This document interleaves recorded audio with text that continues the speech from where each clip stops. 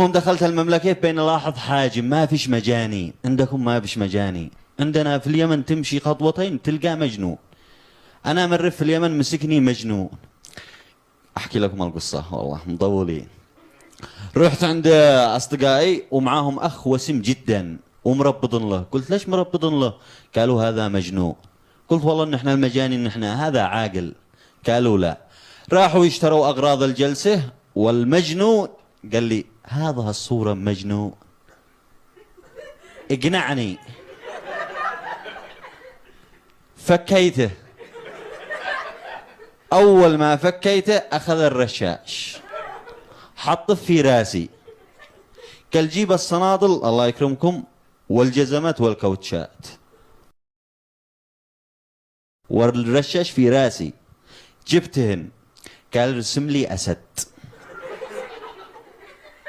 قلت له كيف رسم لك أسد؟ قال ارسم أسد. رسمت له بالجزمات والكوتشات أسد فأعلى كذا. هو كان غروقع في الأخير بس مشينا الليلة إنه أسد. قلت له جاهز مرسوم الأسد. قال يلا يا تاكلي يا ياكلك.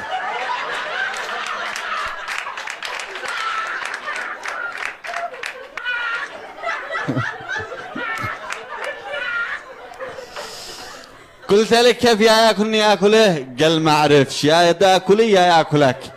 قلت من هو؟ قال الأسد.